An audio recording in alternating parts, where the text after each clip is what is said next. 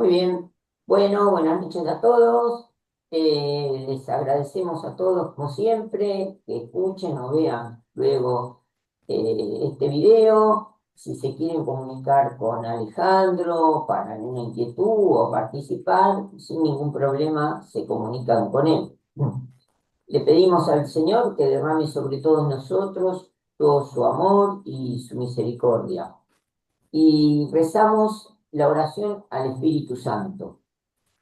Oh Espíritu Santo, amor del Padre y del Hijo, inspírame siempre lo que debo pensar, lo que debo decir, cómo debo decirlo, lo que debo callar, cómo debo actuar, lo que debo hacer, para gloria de Dios, bien de las almas y mi propia santificación. Espíritu Santo, dame agudeza para entender, capacidad para retener, método y facultad para aprender, sutileza para interpretar, gracia y eficacia para hablar, dame acierto al empezar, dirección al progresar, perfección al acabar. Amén. Amén, gracias Fernando. Bueno, Juan Carlos, te escuchamos con gusto. Vamos a continuar entonces con el desarrollo del credo. Estamos en los comienzos. Recuerdo que lo primero que tratamos fue, la primera palabra del credo es creo. ¿Qué significa creer? El acto de fe, hablamos de eso. Creo en Dios Padre Todopoderoso. Hablamos de la primera persona de la Trinidad. Eh, Creador del cielo y de la tierra, hablamos de la creación, hablamos del cielo, hablamos de la tierra, la existencia del mal en la creación. Y ahora seguimos en esa profesión de fe, luego viene, y creo en Jesucristo, su único Hijo. Ese es el tema que vamos a charlar hoy, a desarrollar hoy. Eh, el tema este de el misterio de la encarnación es un misterio que obviamente es inagotable, insondable, pero nos tiene que hacer reflexionar que en los siguientes aspectos. Dios habló al hombre a través de profetas. También le habló directamente a su conciencia, habló con los profetas. Ahora, en la consumación de los tiempos, viene su Hijo. O sea, Dios mismo encarna. Y tenemos que prestar mucha atención. Todo lo que está asociado a esa encarnación. Esa encarnación es material, es decir, es en cuerpo y alma. Entonces, por eso tenemos que estar atentos y eh, involucrarnos con todo el mensaje que Jesucristo nos transmite a través de su encarnación, porque tuvo un cuerpo físico como el nuestro y padeció y sufrió. Porque muchas veces viene la tentación de que, y bueno, lo que nos dice es un poco metafórico. Es cierto que a veces habla en parábolas, a veces habla en metáforas, pero a veces hace alusión directamente al hecho de su encarnación. Este, y por eso es que su mensaje, ¿eh? Que no viene a cambiar lo del Antiguo Testamento, viene a reafirmarlo, pero tenemos que percibirlo a la luz de la encarnación. ¿eh?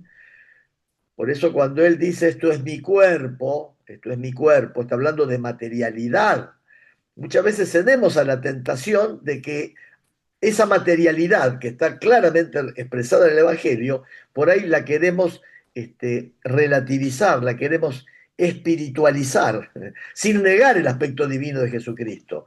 Pero eh, el hecho de su encarnación vamos a tener que tenerlo muy en cuenta si queremos absorber, si queremos apropiarnos del mensaje evangélico. Bueno, entonces, creo en Jesucristo, Hijo único de Dios. La buena nueva, la buena noticia, Dios ha enviado a su Hijo.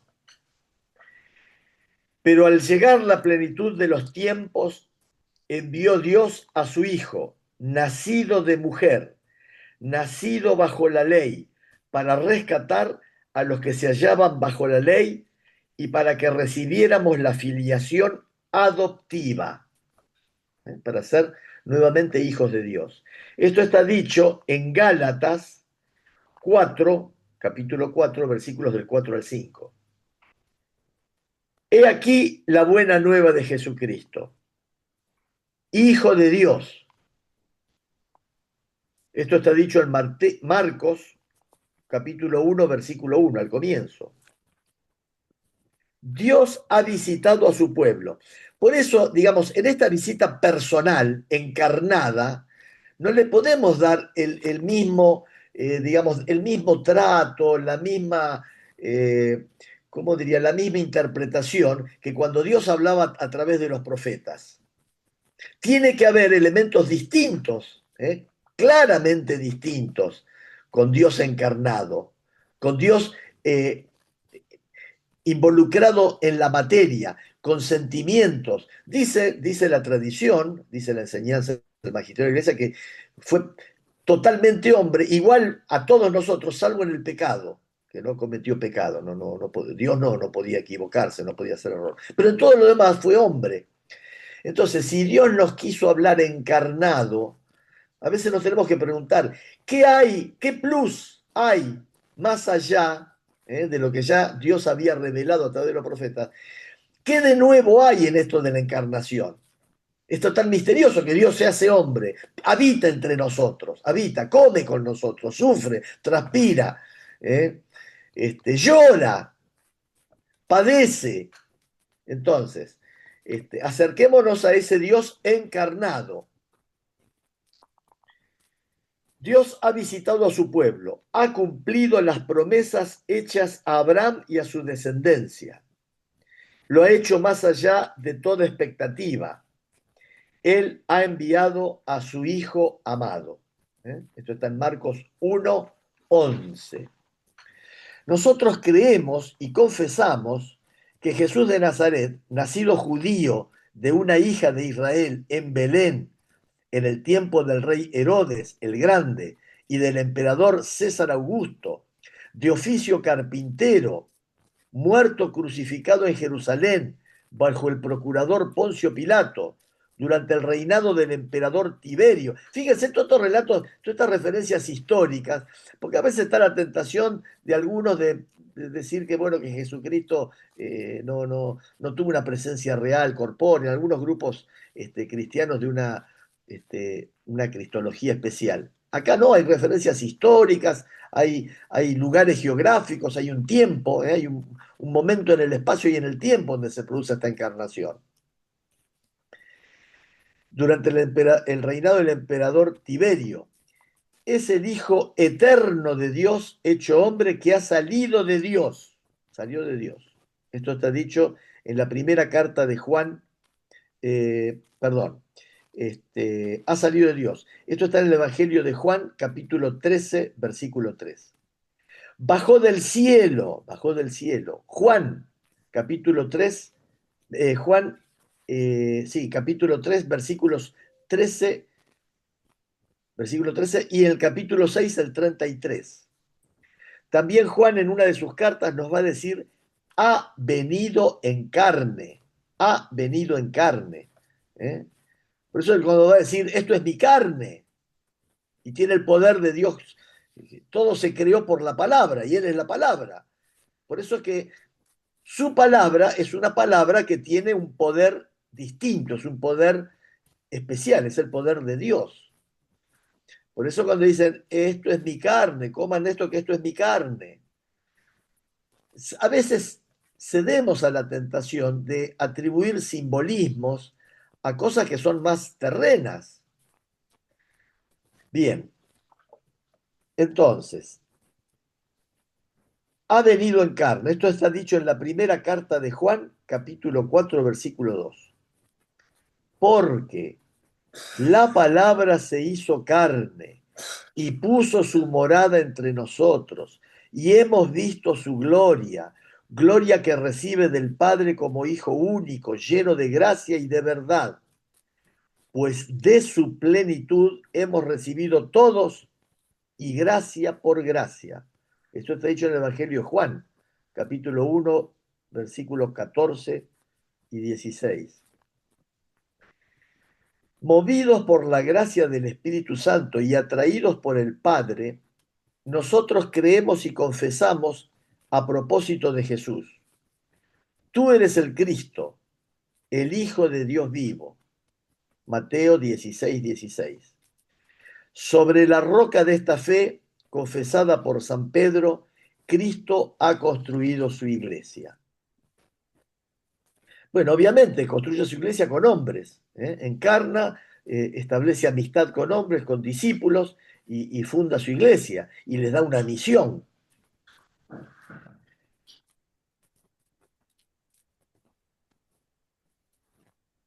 Movidos por la gracia del Espíritu Santo y atraídos por el Padre, nosotros creemos y confesamos, a propósito de Jesús, tú eres el Cristo, el Hijo de Dios vivo. Mateo 16, 16. Sobre la roca de esta fe, confesada por San Pedro, Cristo ha construido su iglesia. Esto, para nosotros los católicos, el hecho de la designación de Pedro es muy importante porque le cambia el nombre. Siempre que Dios le cambia el nombre a un ser humano, puede ser varón o mujer, cuando le cambia el nombre es porque le da una misión especial. No se llamaba Pedro, se llamaba Simón. Le cambia el nombre y le dice que sobre esta roca construiré mi iglesia. Fíjense, sobre esta roca.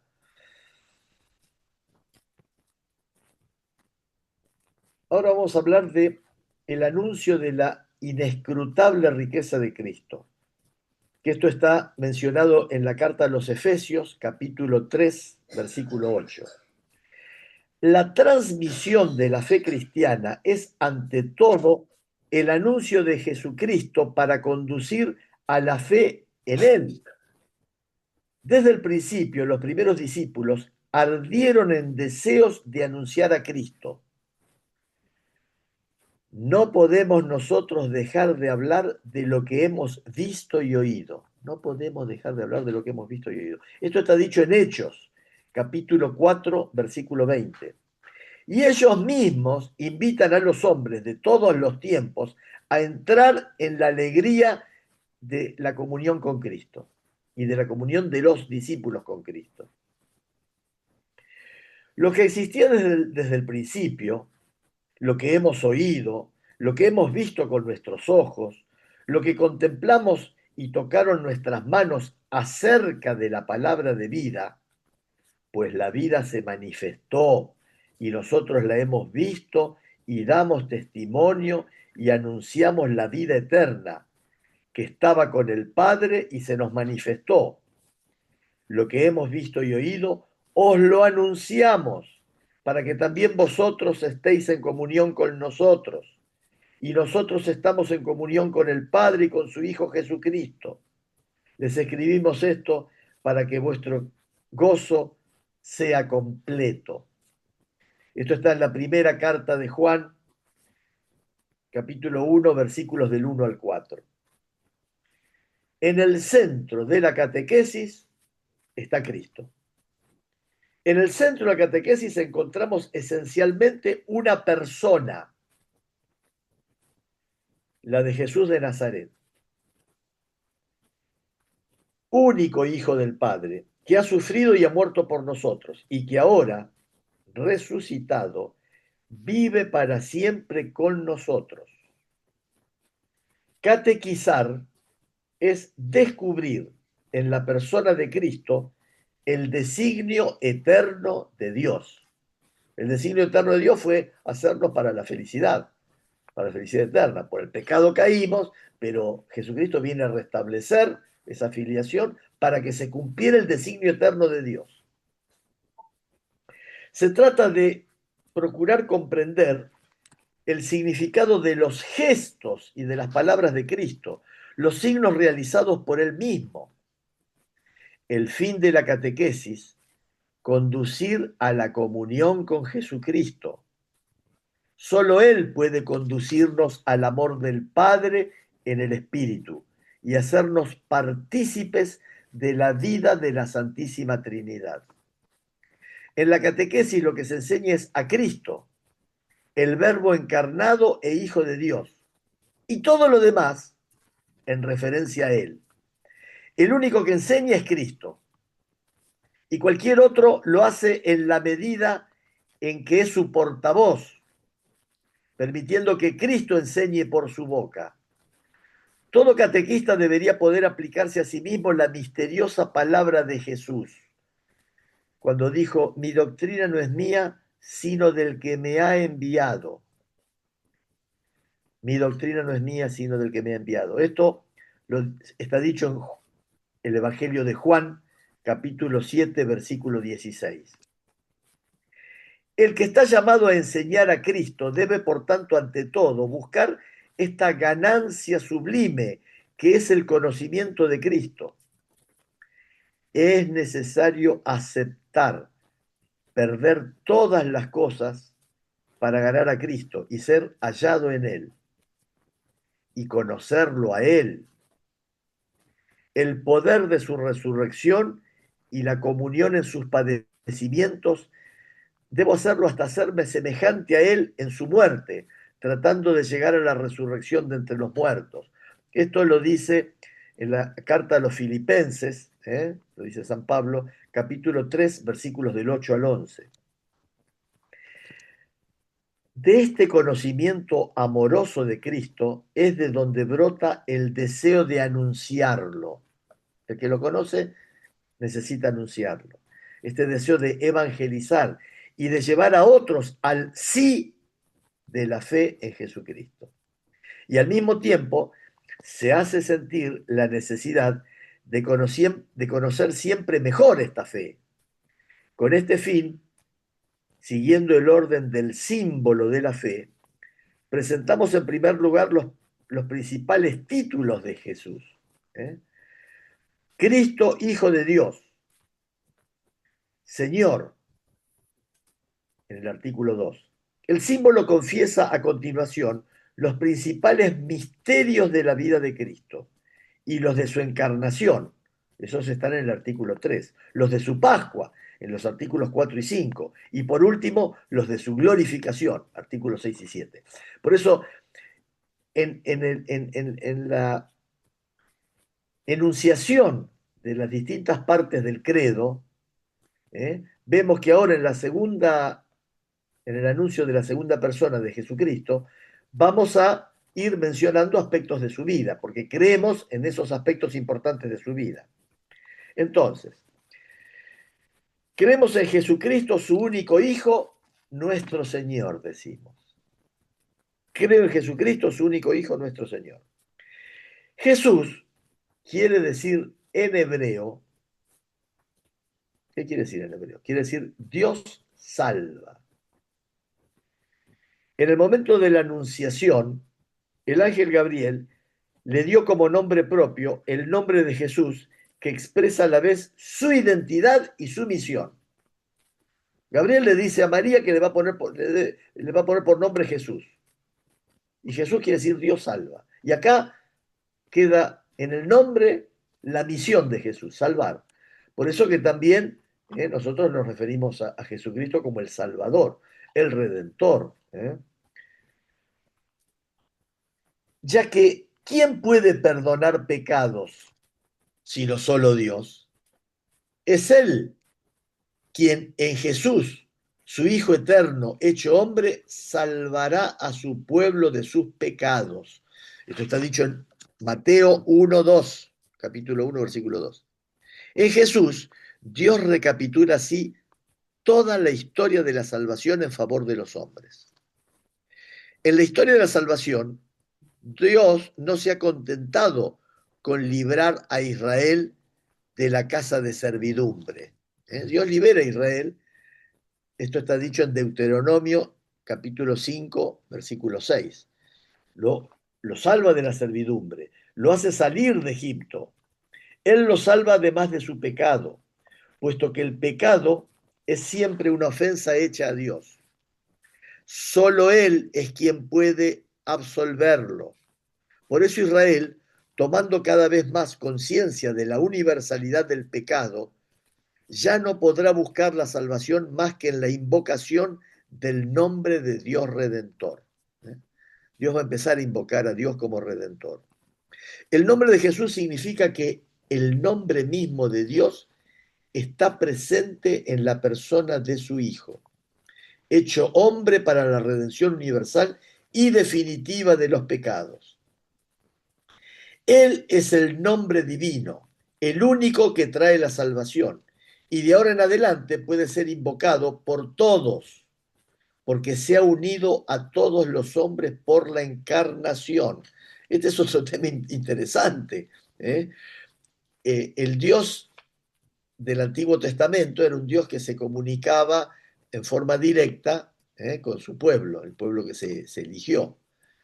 Pero el Dios Jesucristo encarnado, él pasa a ser uno con toda la humanidad. Encarna en la misma forma en que toda la humanidad. De tal forma que no hay bajo el cielo otro nombre dado a los hombres por el que nosotros debamos salvarnos. No hay otro nombre. Esto está dicho en Hechos 4:12. El nombre de Dios Salvador era invocado una sola vez al año por el sumo sacerdote para la expiación de los pecados de Israel, cuando había asperjado el propiciatorio del Santo de los Santos con la sangre del sacrificio. En ese ritual, el sumo sacerdote esparcía la sangre de la víctima, y esa sangre del chivo expiatorio era para el perdón de los pecados. El propiciatorio era el lugar de la presencia de Dios. Cuando San Pablo dice de Jesús que Dios lo exhibió como instrumento de propiciación por su propia sangre, fíjense el paralelo del rito judío con el rito cristiano, de la sangre de la víctima. Nuestro cordero va a ser Jesucristo. Dios lo exhibió como instrumento de propiciación por su propia sangre. Esto está dicho en Romanos capítulo 3, versículo 25. Significa que en su humanidad estaba Dios reconciliando al mundo consigo. Esto está dicho en la segunda de los Corintios capítulo 5, versículo 19. Jesús glorifica el nombre de Dios Salvador, porque de ahora en adelante el nombre de Jesús es el que manifiesta en plenitud el poder soberano del nombre que está sobre todo nombre. Y esto lo dice San Pablo en Filipenses capítulo 2, versículo 9. Los espíritus malignos temen su nombre, y en su nombre los discípulos de Jesús hacen milagros, porque todo lo que piden al Padre en su nombre, Él se lo concede. El nombre de Jesús está en el corazón de la plegaria cristiana. Todas las oraciones litúrgicas, todas, terminan con la fórmula Per Dominum nostrum Jesum Christum, por nuestro Señor Jesucristo. El Ave María culmina en y bendito es el fruto de tu vientre, Jesús. La oración del corazón en uso en Oriente, llamada oración a Jesús, dice: Señor Jesucristo, Hijo de Dios, ten piedad de mi pecador. Numerosos cristianos mueren, como Santa Juana de Arco, teniendo en sus labios una única palabra: Jesús. Ahora vamos a hablar de Cristo. Hablamos de Jesús y del significado de Jesús. Cristo viene de la traducción griega del término hebreo Mesías, que quiere decir ungido. Pasa a ser nombre propio de Jesús porque Él cumple perfectamente la misión divina que esa palabra significa. En efecto, en Israel, eran ungidos en el nombre de Dios los que le eran consagrados para una misión que habían recibido de él. Este era el caso de los reyes, de los sacerdotes y, excepcionalmente, de los profetas. Este debía ser por excelencia el caso del Mesías que Dios enviaría para instaurar definitivamente su reino. El Mesías debía ser ungido por el Espíritu del Señor, a la vez como rey y sacerdote, y también como profeta. Jesús cumplió la esperanza mesiánica de Israel en su triple función de sacerdote, profeta y rey. Esas tres funciones son las que recibimos en nuestro bautismo. Lo dijimos alguna vez, pero no está de más reiterarlo. Somos ungidos sacerdotes, profetas y reyes. El ángel anunció a los pastores el nacimiento de Jesús como el del Mesías prometido a Israel. Os ha nacido hoy en la ciudad de David un Salvador, que es el Cristo, Señor.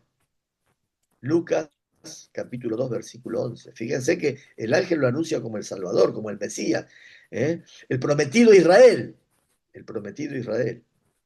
Desde el principio, Él es a quien el Padre ha santificado y enviado al mundo. Esto está dicho Evangelio de Juan, capítulo 2, versículo 36. Concebido como santo, concebido como santo. Muy importante esto. Esto lo dice Lucas, capítulo 1, versículo 35. En el seno virginal de María, José fue llamado por Dios para tomar consigo a María, su esposa, encinta del que fue engendrado en ella por el Espíritu Santo. Esto está dicho en Mateo, capítulo 1, versículo 20. Para que Jesús, llamado Cristo, nazca de la esposa de José en la descendencia mesiánica de David. José era de la tribu de David. Esto está dicho en Mateo capítulo 11, versículo 16. La consagración mesiánica de Jesús manifiesta su misión divina. Por otra parte, eso es lo que significa su mismo nombre, porque en el nombre de Cristo está sobreentendido el que ha ungido, el que ha sido ungido y la unción misma con la que ha sido ungido. El que ha ungido es el Padre, el que ha sido ungido es el Hijo, y lo ha sido en el Espíritu, que es la unción. El Espíritu Santo es la unción, la unión. Su eterna consagración mesiánica fue revelada en el tiempo de su vida terrena, en el momento de su bautismo. El bautismo hecho por Juan, cuando Dios le ungió con el Espíritu Santo y con poder. Eso está dicho en Hechos, capítulo 10, versículo 38. Para que Él fuese manifestado a Israel. Evangelio de Juan, capítulo 1, versículo 31. Fue manifestado a Israel como su Mesías. Sus obras y sus palabras lo dieron a conocer como el Santo de Dios. Marcos 1, 24. Juan 6, 69. Hechos 3, 14. Numerosos judíos e incluso ciertos paganos que compartían su esperanza reconocieron en Jesús los rasgos fundamentales del mesiánico hijo de David prometido por Dios a Israel. Jesús aceptó el título de Mesías al cual tenía derecho, pero no sin reservas, porque una parte de sus contemporáneos lo comprendían según una concepción demasiado humana, esencialmente política.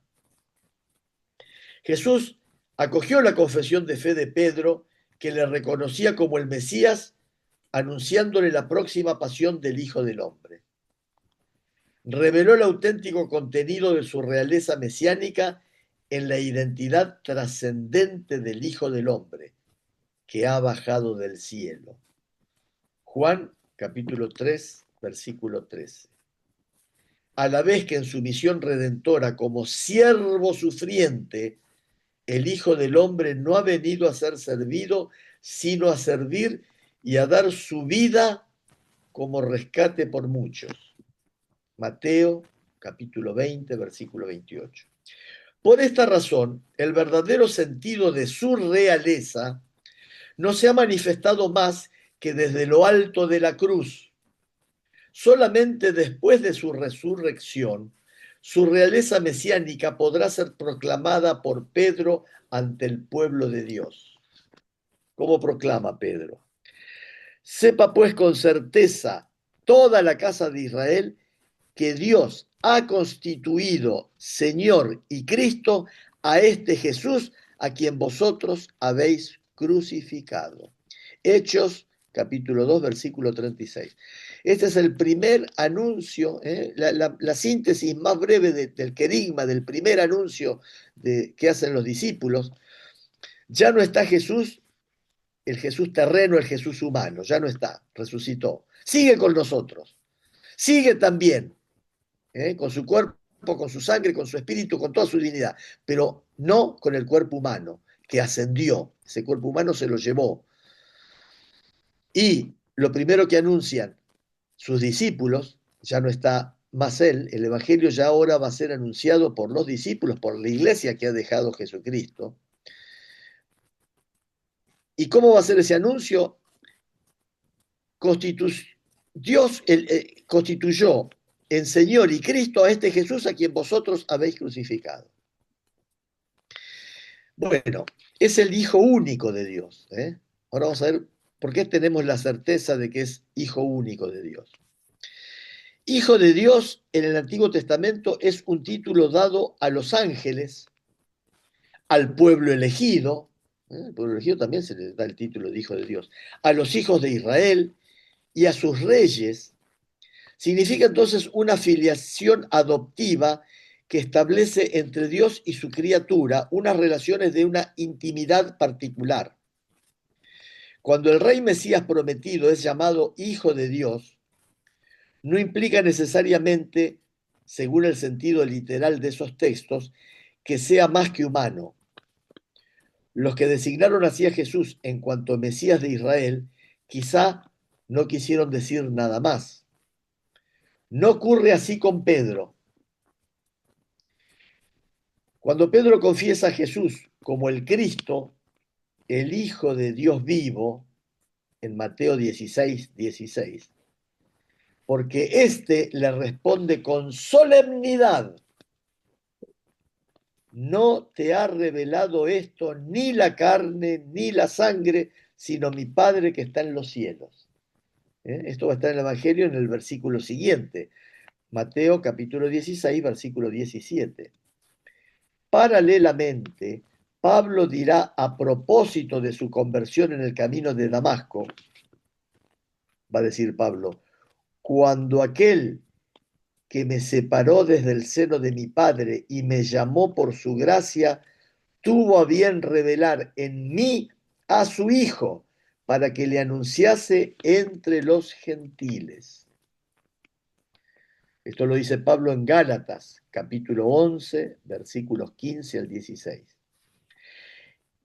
Y enseguida se puso a predicar a Jesús en las sinagogas, que él era el Hijo de Dios. Esto está dicho en Hechos, capítulo 9, versículo 20. Este será desde el principio el centro de la fe apostólica, el centro del anuncio de los apóstoles, profesada en primer lugar por Pedro como cimiento de la iglesia. Pedro es el primero que confiesa la fe en Jesucristo, el primero que lo reconoce. Y Jesús le dice: esto no te lo ha revelado ni la carne ni la sangre, sino mi Padre que está en el cielo. Es una revelación profunda y trascendente. Si Pedro pudo reconocer el carácter trascendente de la filiación divina de Jesús Mesías, fue porque éste lo dejó entender claramente. Ante el Sanedrín, ante la pregunta de sus acusadores: entonces, ¿tú eres el Hijo de Dios? Le preguntan. Jesús ha respondido, vosotros lo decís, yo soy. Esto está dicho en Lucas 22, versículo 70. Ya mucho antes, él se designó como hijo que conoce al Padre, que es distinto de los siervos que Dios envió antes a su pueblo. Todos los profetas han tenido una vinculación con Dios, pero no como la de Jesucristo. La de Jesucristo es superior a los propios ángeles. Distinguió su filiación de la de sus discípulos, no diciendo jamás nuestro Padre. Jesús no decía nuestro Padre. Salvo para ordenarles vosotros, pues, orad así, Padre nuestro. Pero cuando les dice, ustedes tienen que decir Padre nuestro, en Mateo 6:9. Y subrayó esta distinción, mi Padre y vuestro Padre. Jesús dice, Padre nuestro, pero no está rezando en ese momento, sino que les está indicando cómo deben rezar. Entonces, vuestro Padre y mi Padre. Los evangelios narran en dos momentos solemnes el bautismo y la transfiguración de Cristo, que la voz del Padre lo designa como su Hijo amado. En esas dos instancias, Dios Padre habla de su Hijo amado. Jesús se designa a sí mismo como el Hijo único de Dios. ¿Dónde dice esto? En Juan capítulo 3, versículo 16. Y afirma mediante este título su preexistencia eterna. Existió desde siempre. Pide la fe en el nombre del Hijo único de Dios, en Juan capítulo 3, versículo 18. Esta confesión cristiana aparece ya en la exclamación del centurión delante de Jesús en la cruz. ¿Qué dice el centurión? ¿Qué exclama? Verdaderamente este hombre era hijo de Dios. Esto está dicho en Marcos capítulo 5, versículo 39. Porque es solamente en el misterio pascual donde el creyente puede alcanzar el sentido pleno del título Hijo de Dios. Después de su resurrección, su filiación divina aparece en el poder de su humanidad glorificada. Constituido Hijo de Dios con poder, según el Espíritu de Santidad, por su resurrección de entre los muertos. Esto lo va a decir Pablo en Romanos capítulo 1, versículo 4. Los apóstoles podrán confesar, hemos visto su gloria, gloria que recibe del Padre como Hijo único, lleno de gracia y de verdad. Evangelio de Juan, capítulo 1, versículo 14. Bien, hemos dicho Hijo único de Dios. Ahora, bueno, estamos ya en el límite del horario, faltan 5 minutos. Yo dejaría, si les parece, acá para no extenderla y en estos 5 minutitos, no sé, algún comentario. Dejamos acá, hablamos de... ¿Querés redondear un poquito o ya está? No, porque ahora iba a hablar de Jesús como Señor. A ver, después de Señor viene un resumen, ¿no? Es decir, hablamos de Jesús como Cristo, Jesús único Hijo, como nuestro Señor. ¿eh? Ahora vamos a hablar, yo diría dejarlo para la última y en la que viene resumimos esto y seguimos con anticipándole lo que viene la próxima vez, va a ser Jesucristo que fue concebido por obra y gracia del Espíritu Santo y nacido de Santa María Virgen.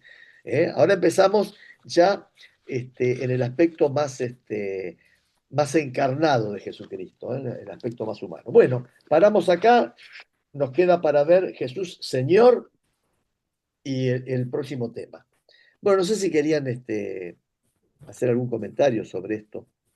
Adelante, adelante. Sí, em, Jesucristo, Hijo único de Dios. Sí, Tuvo, entre comillas, otros competidores que dijeron, yo soy el Hijo único de Dios en ese momento o después. ¿O en algún concilio muy cerquita hubo que aclarar algo de eso o no? No, el tema es que en la fe judía, Dios es uno solo. La unicidad de Dios, Cristo es Dios es uno solo. Entonces, cuando se empieza a aceptar la divinidad de Cristo, de que Cristo es Dios, van a aparecer algunos que dicen, bueno, pero no, acá es donde empiezan a surgir las herejías. No puede haber dos dioses, Dios creador y Jesucristo.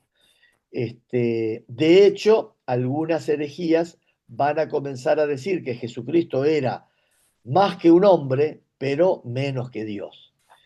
Este, eh, otros posibles mesías, hubo algunos otros falsos mesías, y en otras religiones han aparecido también otras personas, ¿no?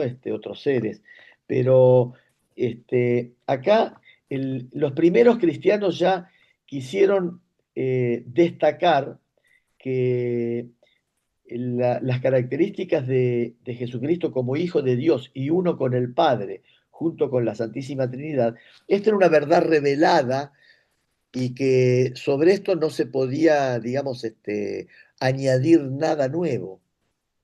Y precisamente, pero en esos primeros siglos, eh, cuando se elabora este credo que estamos analizando, que es de los siglos, alrededor del siglo III, alrededor del siglo III, se pone el énfasis en la divinidad de Cristo. Fíjense que antes, si bien se lo decía, no se lo decía, pero se podía convivir creyendo que, bueno, que Jesús era un hombre, que nos anunciaba a Dios, que era un hombre, pero marcar la cancha diciendo que Jesucristo era la segunda persona de la Trinidad, y más aún en el credo de los orientales, para hablar de esta consustancialidad. Hablan luz de luz, Dios de Dios, uno mismo con el Padre. Nosotros sí hablamos de Dios Padre, Dios Hijo, Dios el Espíritu Santo, todos eh, a un mismo nivel, en una misma unidad inseparable, en un misterio especial. Pero hubo necesidad de expresarlo de esta manera para trazar una raya de aquellos que ponían en duda esto.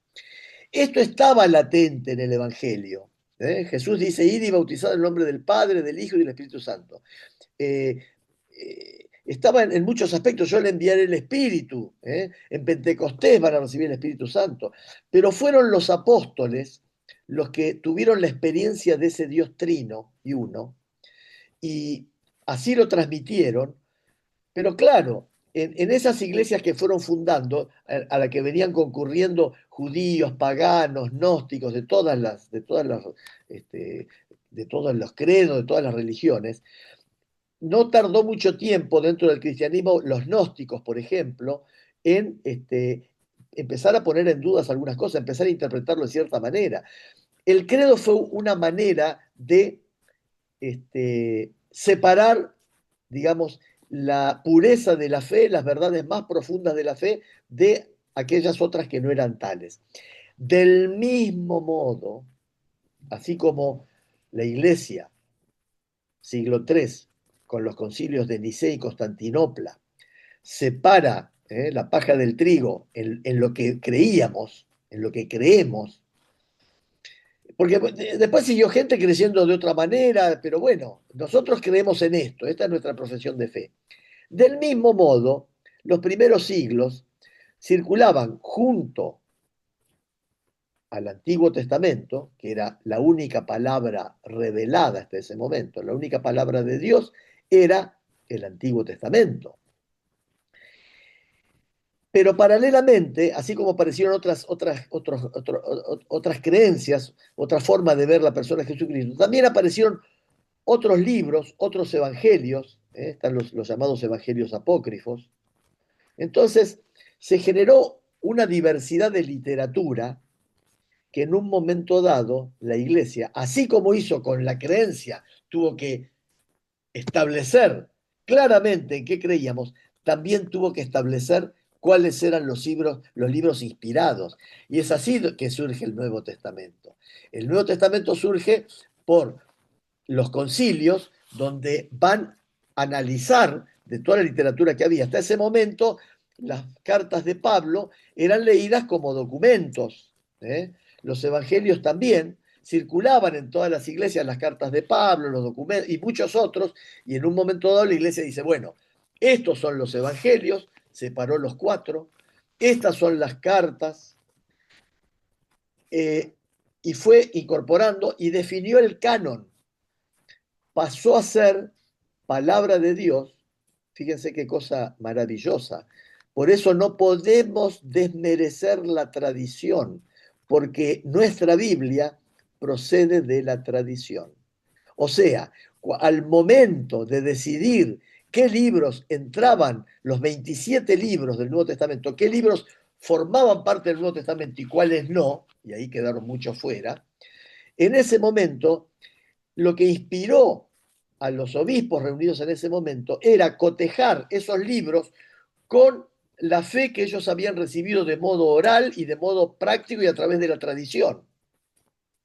Entonces, por eso decir que se acepta lo que dice la Biblia, pero no la tradición, y es un poco una contradicción, porque la Biblia en su versión del Nuevo Testamento nos llega por la tradición. Y más aún, el Antiguo Testamento en nuestras Biblias está tomado también de la tradición, porque en la tradición cristiana se sabe que los apóstoles iban a predicar con la Biblia escrita en griego, con la Septuaginta, no con la escrita en hebreo. Al mundo pagano fueron, por todo el imperio romano y el ex imperio griego, iban con una Biblia escrita en griego. Fíjense que la expresión Cristo viene del griego. Y muchas palabras que se van a incorporar a la tradición cristiana, vienen del griego. Entonces, nosotros tenemos el Antiguo Testamento tomado de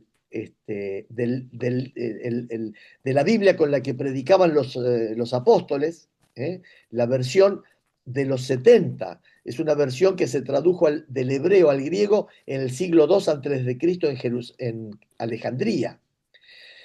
Los judíos, destruido el templo de Jerusalén, 100 años después aproximadamente, también entre los judíos circulaban muchos libros, y ellos van a definir el canon hebreo entre el año 80 y el 100, y van a decir qué libros van a formar parte de su canon y qué libros no, porque también entre ellos circulaban muchos. Y en ese momento de cerrar el canon hebreo, van a dejar solamente los libros que originalmente estaban escritos en hebreo. Y van a descartar 7 libros que sí están en la Biblia griega y sí están en nuestra Biblia, que los llamados deuterocanónicos, porque esos fueron escritos inicialmente en griego. Pero como en muchas de las citas que hacen los apóstoles, cuando citan al Antiguo Testamento, van a ser citas de la Biblia griega, ¿eh? Por eso para nosotros ese texto griego es canónico. El texto griego más el texto del Nuevo Testamento de los 27 libros, en el que fundamentalmente el primer canon conocido como de Muratori, fue un concilio reunido en Roma, no ecuménico, pero después se le fueron añadiendo libros y les comento algo. El libro del Apocalipsis fue el último en ser incorporado y había dudas sobre incorporarlo o no, porque tenía un lenguaje muy distinto de todos los otros. Pero fue la insistencia de San Agustín, uno de los grandes digamos, maestros, uno de los grandes doctores, por insistencia principalmente de San Agustín, el canon, el libro del Apocalipsis va a formar parte del canon del Nuevo Testamento. Y gracias a Dios que lo incorporó, porque precisamente ahora en el siglo XX, el autor de La boda del Cordero, va a ver que en el trazo del Apocalipsis va a haber la liturgia de nuestras misas y va a haber la liturgia de los primeros siglos de la iglesia. ¿Eh? Bueno, Bien, no sé si... Bien, bien. bueno, Me extendí un poco, la verdad que mira, nos pasamos 8 y 5. breve comentario, porque bueno, no te quería interrumpir, pero me surgieron algunas cuestiones que tal vez lo dejo así como planteado, pero quería saber tu opinión. Nosotros, los cristianos, o sea, vos, Fernando y yo, y cualquier otro que Los hermanos cristianos. exacto. ¿Somos hijos o somos adoptados? Una cosa que es bastante controversial. El mismo Padre nuestro, Jesús, Padre Bueno, nuestro. Ahora, sí, siento que uno puede decir padre o padre violador. sí, pero permitime ahí un comentario importante. Cuando Jesús enseña el Padre Nuestro, en la versión original, la traducción de padre no es muy acertada. ¿Por qué? Porque padre, por lo menos en castellano, padre tiene una cierta solemnidad y parecería tener alguna distancia, ¿no? Cuando Jesús dice, no dice Padre con la misma sonoridad, con el mismo efecto que nosotros damos a la palabra Padre. Algo más cercano a lo que dijo Jesús sería Papito, Papito, que es muy difícil, pero él dice de dirigirse al Padre como un Padre cercano, como un Padre amoroso, como un Padre tierno. ¿Eh? Y la palabra en castellano que más se parecería sería papito. ¿Eh?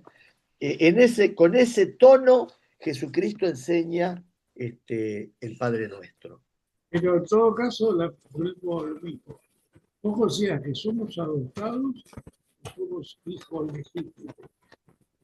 No, estamos hechos a semejanza de Dios. No, somos hijos, somos hijos. Vos somos hijos. Somos Ahora, hijos, sí. Hermanos de Jesucristo, hermanos de Jesucristo. claro, nuestro hermano mayor. Entonces, somos hermanos, somos hijos. Claro, precisamente por ser hermanos de Seríamos, Jesucristo, por ser hermanos de somos Jesucristo, nuestra adoptados, filiación es. seríamos hermanastros.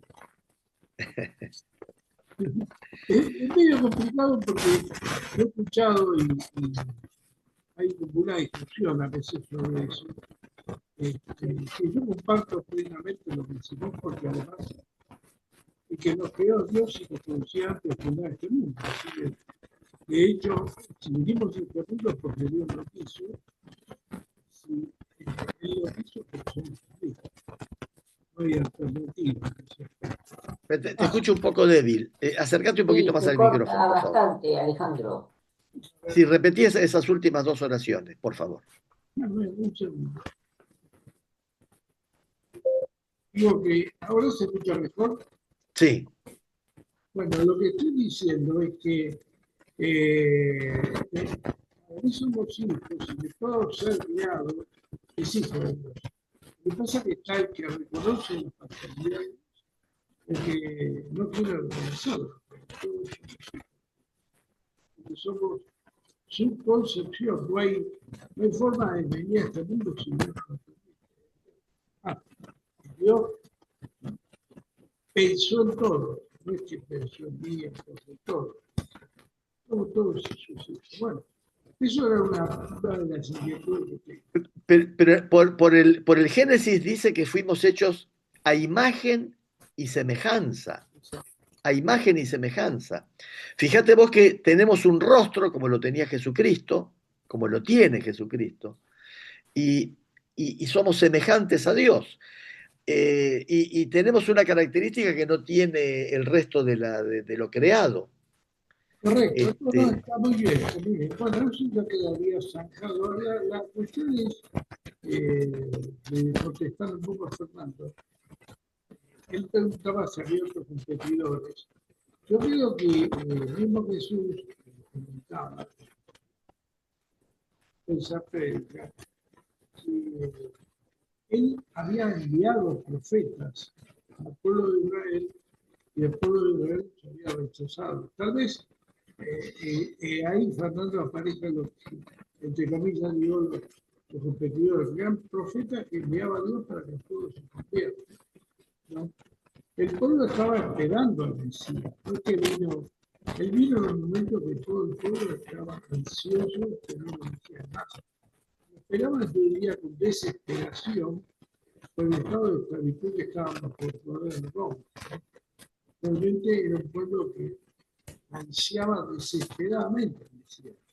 Lo que pasa es que el Mesías que trajo Jesús no es el que ellos visualizaban, ¿no? Trajo otro Mesías y por eso no fue Mesías. Ahí se te está yendo la voz, se está yendo la voz. Es interesante darse cuenta que históricamente No se escucha, no se escucha. que no cree, pero quien reemplace a Jesús fue uno, porque lógicamente ninguno pudo hacer los milagros que él hizo en la tierra y mucho menos resucitar como él cuando volvió, ¿no? Después de la cruz. O sea que fue alguien absolutamente único en la historia de la humanidad, ¿no? Es interesante que pasaron 2000 años y sigue siendo, y bueno, en toda la tradición anterior, un ser único en la historia de la humanidad. Bueno, muy bien. Gracias, Juan Carlos. No No, sé gracias si a ustedes. tienen algo más. Usted, Fernando. Bueno, No, completo. bueno, muy bien. Entonces voy a hacer el cierre. Me permiten hacer una breve oración y cerramos. Gracias, Señor, por este encuentro. Realmente tú eres el Señor de nuestras vidas y ahora vives en el cielo con tu Padre y en nuestros corazones, junto con Dios y con el Espíritu Santo. Lo dice la palabra, vendremos y haremos morada en él. Estamos agradecidos porque tú vives en nosotros. Y queremos darte toda la gloria y esperamos que aquellos que no te conocen abran su corazón a ti y te vean, porque vos estás, te vean, abre sus ojos, abre realmente que puedan ver lo invisible de los ojos, que todo sea para tu gloria, Padre, y realmente honra de Padre, del Hijo y del Espíritu Santo. Amén. Amén. Bien. Amén. Hermanos, Bien. hacer una alegría en que Dios nos guarde esta semana. Veremos si el viernes o el lunes, si es que no hay dificultades. Yo estoy con algunos temitas en casa. Veremos. En principio, yo creo que los lunes nos queda bien a todos, ¿no? De alguna manera. ¿Sí? Sí. Bueno, veremos. Vemos. Vemos. Bueno, Buena semana, que lo pasen bien. chao a todos. Chao, chao, chao, chao, Fernando.